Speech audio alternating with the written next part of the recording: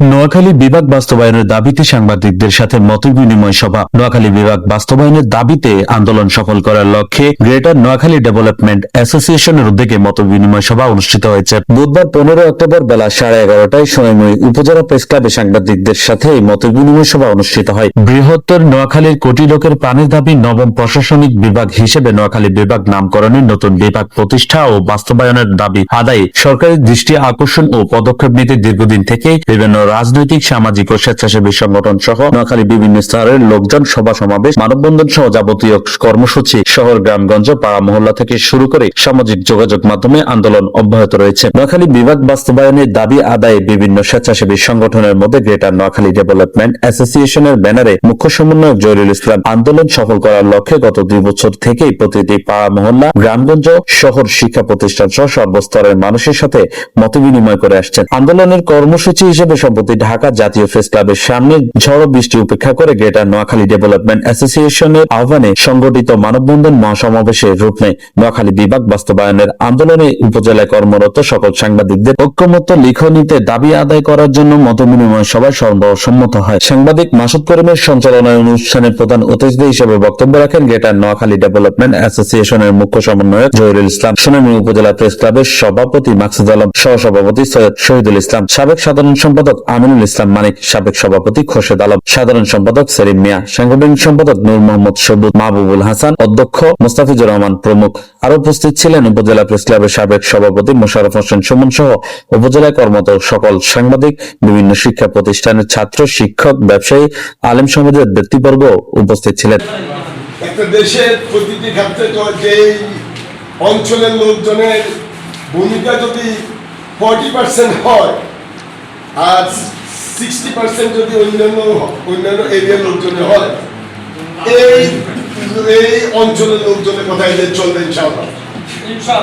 এই অঞ্চলের লোকজনের কথার মধ্যে দিয়ে এই দেশের ভাগ্য নির্ধারণ হবে ইনশাআল্লাহ। এই অঞ্চলের লোকজনের দিক নির্দেশনায় এদেশের অর্থনৈতিক, সামাজিক, রাজনৈতিক ভবিষ্যৎ নির্ধারণ হবে ইনশাআল্লাহ। আমি আমার এই কথাগুলো আজকে এই কথাগুলো বললাম, এই কথার মধ্যে এদেশের অর্থনীতিবিদ, এদেশের রাজনীতিবিদ, সামাজিক যারা ভবিষ্যৎকে বাংলাদেশকে নিয়ে চিন্তা করে তাদের কথার মধ্যে চলে এসেছে যে ব্লু ইকোনমি বলতে একটা কথা আছে। এই ব্লু ইকোনমি তারা 2014 সালে যখন একটা রূপরেখা তৈরি করে, সেই রূপরেখার মধ্যে তারা লেখে নোয়াখালী হচ্ছে ব্লু ইকোনমির জন্য বেস্ট প্লেস। এবার আসে জিওগ্রাফিক্যাল লোকেশন। যারা ভ্রমণ করে তারা জানে দক্ষিণ এশিয়া অঞ্চলের জন্য নোয়াখালী হয়ে যারা Australia, Canada, Malaysia, Singapore, Thailand যায়, তারা এই নোয়াখালীর কাছাকাছি অঞ্চলের উপর দিয়ে যেতে পারে। তাহলে এই ব্লু ইকোনমিক জোনটা যদি আমরা এটাকে পর্যটন কেন্দ্র করি, আমরা যদি সেটাকে মানে সিস্টেম নিয়ে আসি, আমরা যদি সেখানে উইন্ড টাওয়ার আপনার নিয়ে আসি, আমরা যদি সেখানে আমাদের দেখেন অনেক বড় সিটি সেখানে করা যায়, অনেক বড় পর্যটন কেন্দ্র করা যায়, অনেকে চিন্তা করে বাংলাদেশের মতো আরেকটা বাংলাদেশ যেভাবে চরগুলো উঠতেছে, আরেকটা বাংলাদেশের করি, তাহলে নোয়াখালী বিভাগে আপনার সমস্যা কোথায়? সমস্যা হচ্ছে আপনাদের রাজনৈতিক দূরদর্শিতা নাই, আপনাদের অর্থনৈতিক দূরদর্শিতা নাই, আপনাদের সামাজিক দূরদর্শিতা নাই, আপনারা গ্রেটফুল না। কারণ যে দেশের মানুষের কন্ট্রিবিউশনে এই দেশের 40% সবকিছু নির্ধারণ হয়, তাদের প্রতি আপনাদের গ্রেটফুল হয়ে এদের এই নোয়াখালীকে বিভাগ দেওয়া উচিত। এটা আমাদের দাবি না, এটা আমরা ডিজার্ভ করি। তারপরে যদি আপনি ভবিষ্যৎ বাংলাদেশ দেখেন, এই ভবিষ্যৎ বাংলাদেশ নোয়াখালীর মাধ্যমে সম্ভব।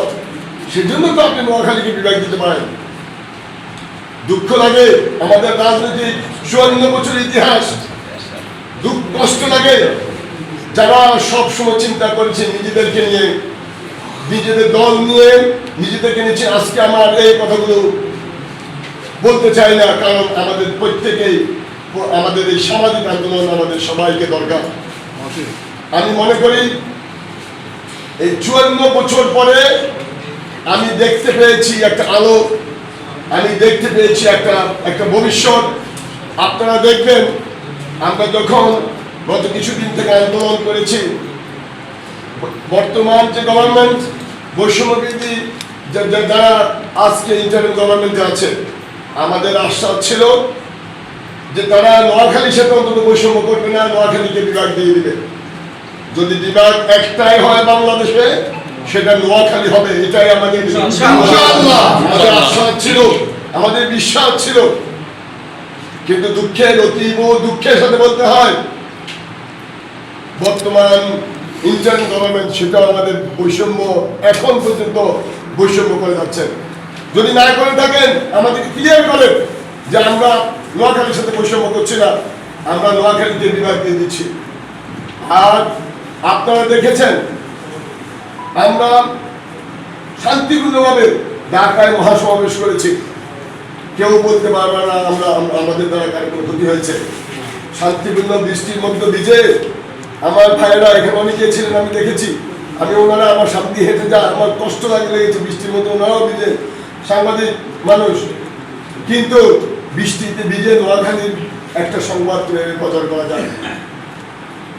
আজকে এরপরে যখন আমাদের লোকজন যখন দেশে আসতেছে, একটা কথা ক্লিয়ার রাখতে হবে,